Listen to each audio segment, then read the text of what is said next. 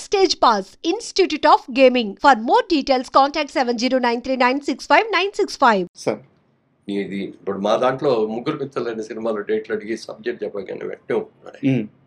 ఆయన నేను చంద్రమోహన్ ముగ్గురు హీరోలు అనమాట. అవును, పెద్ద హిట్ అయింది, చాలా పెద్ద హిట్ అయింది అది. అట్లా ఏమాత్రం అవకాశం ఉండేవాడు చేసేవాడిని అన్నాడు. సార్ తర్వాత ఇవాళ నేను ఈ రియల్ ఎస్టేట్ వ్యాపారం చేస్తామంటే దీనికి గీతోపదేశం చేసింది కూడా సోమవారం గారే నాకు. సార్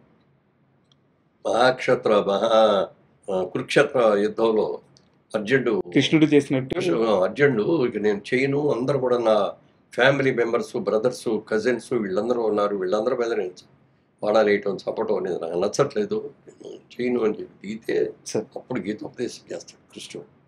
చేసి ఇది అనుకోకూడదు, అసలు ఇట్లాంటి మనసులో పెట్టుకోకూడదు చెప్పాడు. అక్కడి నుంచి మళ్ళీ యుద్ధం చేస్తాడు. అలాగే నన్ను అడిగాడు ఒక రోజున, మురళీమోహన్ గారు మీరు ఈ ఎర్నింగ్స్ అన్ని ఏం చేస్తారు, మీరు ఎక్కడ ఇన్వెస్ట్ చేస్తారా అని. సార్ బేసికల్గా నేను బిజినెస్ మ్యాన్ అండి, విజయవాడలో ఉంటాడు, బిజినెస్ చేసేవాడిని. ఆ బిజినెస్లో వచ్చి సినిమాల్లోకి వచ్చాను, అనుకోకుండా అవకాశం వచ్చేది వచ్చాను. ఇప్పుడు మళ్ళీ ఆ బిజినెస్ అనే దాన్ని మర్చిపోకూడదు అనే ఉద్దేశంతో జైపేరి బ్యానర్ పెట్టి సినిమాలు తీసుకుంటూ వస్తున్నానండి. తర్వాత 2 డిస్ట్రిబ్యూటింగ్ కంపెనీల్లో లక్ష్మీ చిత్రాన్ని ఒకటి రెండు సినిమాల్లో నేను పార్ట్నర్గా కూడా చేరానండి. సినిమాలు మీరు తీస్తున్నారు, చాలా బాగా తీస్తున్నారు, బ్రహ్మాండం దాంట్లో కానీ 2 డిస్ట్రిబ్యూటింగ్ కంపెనీలో మీరు షేర్ హోల్డర్ అయ్యారే, అది మాత్రం మీరు తప్పు చేస్తున్నారండి అని.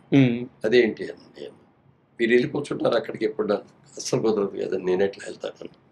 వాళ్ళు ఎవరో కష్టపడి సంపాదించి నీకు లాభాలు పంచిపెడతారు అని అనుకుంటే నీ అంత తెలియదు మరి ఎవరు లేరు.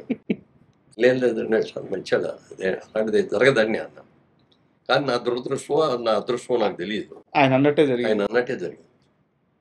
ఒక దాంట్లోనేమో మొత్తం పెట్టుబడి అంతా పోయింది. రెండో దాంట్లో వాడు చేసిన అప్పులన్నీ కూడా నా మీద పోయింది. ఆ అప్పులన్నీ నేను తీర్చాల్సి వచ్చింది. అప్పుడు ఆ అప్పులు ఇచ్చిన వాళ్ళందరూ కూడా ఫైనాన్సర్స్ అందరూ కూడా పిలిచి, నాకు సంబంధం లేదు, అయినా సరే కంపెనీలో నేను పార్ట్నర్గా ఉన్నాను కాబట్టి చేయాల్సి వస్తుంది, అందుకని మీకు వడ్డీలు ఇవ్వను, మీకు ఒరిజినల్గా ఎంత ఇచ్చారో అంతలో 50% ఇవ్వగలను, నేను అంతకు మించి ఇవ్వలేను, అది మీరు యాక్సెప్ట్ చేస్తూ వచ్చి తీసుకోండి, ఓ 2 నెల రోజులు అటు ఇట్లో ఇచ్చేస్తాను అందరికి. అలా కాదు అని అనుకుంటే మీ ఇష్టం, కోర్టుకు వెళ్తారు, ఏం చేస్తారు మీ ఇష్టం. నా దగ్గర కెపాసిటీ లేదు ఇచ్చింది, అసలు మీకు సంబంధం కూడా లేదు, ఇవ్వాల్సిన అవసరం లేదు. వాళ్ళు ఎవరో ఇచ్చిన వాళ్ళు ఎవరో నాకు తెలియదు, వాళ్ళ మొహం ఏం చూడలేదు. నేను సినిమా యాక్టర్గా నేను వాళ్ళకి తెలిసి ఉండొచ్చు, కానీ వాళ్ళు ఎవరో నాకు తెలియదు కదా.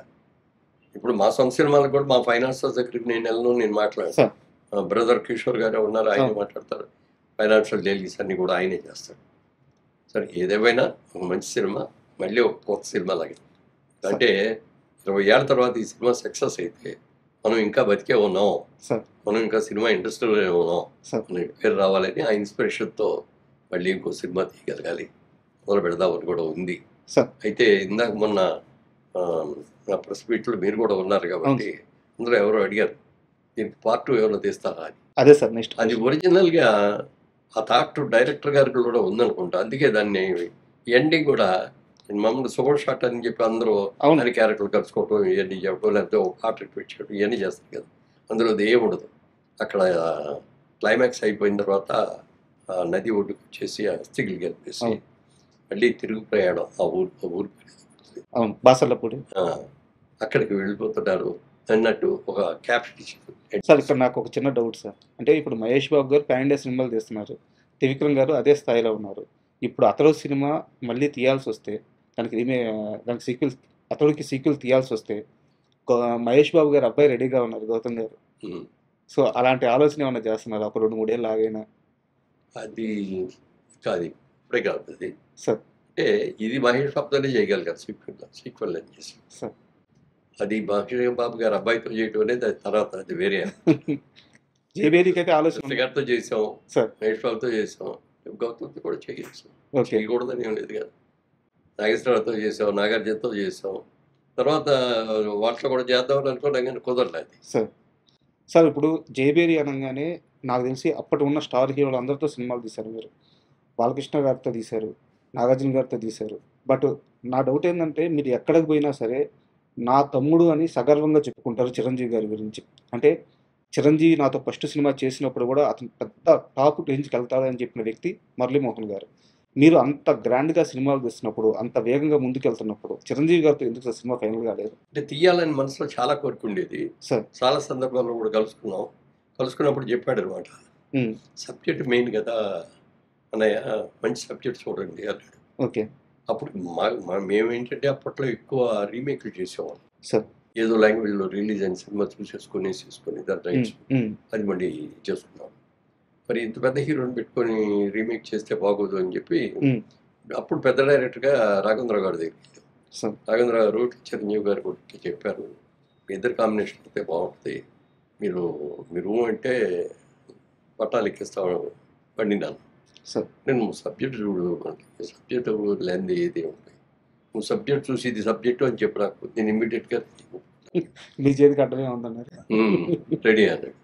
కానీ మరి అది ఆ కాంబినేషన్ ఎందుకో కుదరలేదు. సార్ మా ముగ్గురు కాంబినేషన్తో చేద్దామని అనుకున్నాం. అది ఏపీ బ్యానరు చిరంజీవి గారు రాఘవేంద్రరావు గారు అని అనుకున్నాం. అది సార్ దాంట్లో అందుకే తీయలేకపోయాం. సార్ మీరు 50 సంవత్సరాల సినీ ప్రయాణం, ఎన్నో విజయాలను చూస్తున్నారు. అంటే మీ ముందు ఒక సినిమా నెంబర్స్ గురించి మాట్లాడడం అంత భావ్యం కాదు. కాకపోతే ఇప్పుడున్న పరిస్థితుల్లో ఏంటంటే, మొన్న కలేజా సినిమా రిలీజ్ అయినప్పుడు 10 కోట్ల దాకా కలెక్షన్ చేసింది. అండ్ అతడు సినిమా నెంబర్స్ పరంగా ఎంత రేంజ్కి వెళ్తుందని మీరు అనుకుంటున్నారు? దాని గురించి నేనేం ఎక్స్పెక్ట్ చేయట్లేదండి. సార్ ఎందుకంటే మనం చేయాల్సిన కృషి మనకి మొదటి నుంచి కూడా బాధ అదే. సార్ నీ కృషి నువ్వు చేయి, సార్ ఫలితం గురించి ఆలోచించదు. గీతలో చెప్పిన వాక్యం సార్ కృష్ణప్రార్థనతో చెప్పి. అందుకని మా కృషి మేము చేస్తున్నాం. మళ్ళీ పాత సినిమా లాగా కాకుండా కొత్త సినిమా లాగా ఉండేటట్టుగా అన్ని టెక్నికల్గా కూడా దాన్ని బాగా డెవలప్ చేస్తున్నాం.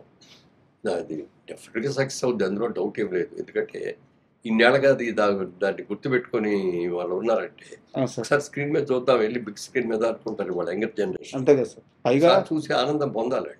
పైగా మహేష్ బాబు ఫ్యాన్స్ కూడా ఆకలి మీద ఉన్నారు సార్. అట్లా ఎందుకంటే వాళ్ళకి ఇంకో 2 years దాకా సినిమా సినిమా రాదు, రాజమౌళి గారి సినిమా ఎలా సినిమా రిలీజ్ అయ్యేదాకా రాదు. అవును. అందుకని ఇదే ఆ లోటు ఈ సినిమా తీస్తుంది. అంటే ఖచ్చితంగా మంచి మంచి సినిమా అవుద్ది, అందరూ చూస్తారు ఒకసారి. సార్ మళ్ళీ థియేటర్కి వెళ్ళి చూద్దాం ఒకసారి సార్ అనే ఆలోచన.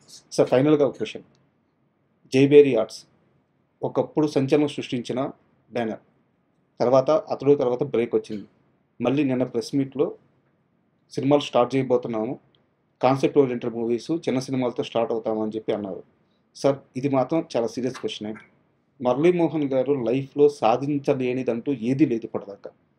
ఆయన ఎక్కడ చేయబెట్టినా ఒక మంచి భర్త అనిపించుకున్నారు, ఒక మంచి తండ్రి అనిపించుకున్నారు, ఒక మంచి హీరో అనిపించుకున్నారు, నిర్మాత అనిపించుకున్నారు, బిజినెస్ మ్యాన్ అనిపించుకున్నారు, రాజకీయ నాయకుడు అనిపించుకున్నారు. ఇన్ని సాధించిన మురళీమోహన్ గారు ఈ రోజున ఇప్పుడు ఇండస్ట్రీ ఉన్న ఇలాంటి పరిస్థితుల్లో సక్సెస్ రేటు మీరున్నప్పుడు 3-4 ఉండింది, ఇప్పుడు 2కు పడిపోయింది.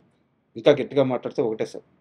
అంటే టైప్ 2 హీరోలకు కూడా థియేటర్కి ఆడియన్స్ రావట్లేదు. ఇలాంటి సమయంలో మురళీమోహన్ గారు ఎందుకు ఈ టేక్ చేసి మళ్ళీ నిర్మాణంలోకి వస్తున్నారు? అంటే ఇవాళ ఈ స్టేజ్కి వచ్చేవాడి బేస్ అంతా సినిమాయే కదా సార్. నేను విజయవాడలో ఉండగా నా బిజినెస్ చేస్తే మా అయితే ఒక ఇల్లు కొనుక్కుని ఉండి విజయవాడలో ఎక్కడో సెటిల్ అయ్యి ఉండేవాడిని.